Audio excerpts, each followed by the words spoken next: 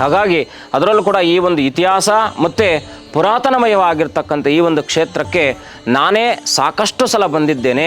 ಸಾಕಷ್ಟು ವಿಚಾರಗಳಲ್ಲಿ ಅದರಲ್ಲೂ ಕೂಡ ರಾಜಕೀಯ ವ್ಯಕ್ತಿಗಳು, ಸಿನಿಮಾ ಗಣ್ಯರು, ಹೀಗೆ ಎಲ್ಲ ವ್ಯಾಪಾರಸ್ಥರು ಮತ್ತು ವ್ಯವಹಾರಸ್ಥರು, ಹೀಗೆ ಎಲ್ಲ ನಾನಾ ರೀತಿಯಲ್ಲಿ ಕೂಡ ಆ ಒಂದು ಸಮಸ್ಯೆಗಳಲ್ಲಿ ಸಿಲುಕೊಂಡಿದ್ದಾಗ ಯಾವುದೋ ಮನೋಕಾಮನೆ ಅದು ನೆರವೇರದೇ ಇರತಕ್ಕಂಥದ್ದು, ಮದುವೆ ವಿಚಾರದಲ್ಲೂ ಕೂಡ ವಿಳಂಬ ಆಗ್ತಾ ಇರತಕ್ಕಂಥದ್ದು, ಮತ್ತು ಅದರಲ್ಲೂ ಕೂಡ ವಿಶೇಷವಾಗಿ ಶತ್ರುಬಾಧೆ ಅಂತಕ್ಕಂಥದ್ದು ಇವತ್ತು ಎಲ್ಲರಿಗೂ ಕೂಡ ಇರತಕ್ಕಂಥದ್ದು ಇರುತ್ತೆ. ಹಾಗಾಗಿ ದೃಷ್ಟಿಬಾಧೆ, ಆಭಿಚಾರ ಕೃತ್ರಿಮ ದೋಷಾದಿಗಳು, ಇದು ಎಲ್ಲದಕ್ಕೂ ಕೂಡ ಬಹಳ ಮುಖ್ಯವಾಗಿ ಈ ಒಂದು ಕ್ಷೇತ್ರದಲ್ಲಿ ಅದರದೇ ಆದ ಇರತಕ್ಕಂಥ ಕೇರಳ ಪದ್ಧತಿಯ ರೀತಿಯಲ್ಲಿ ಪೂಜೆಯನ್ನು ಮಾಡ್ತಾ ಇರ್ತಕ್ಕಂಥದ್ದು.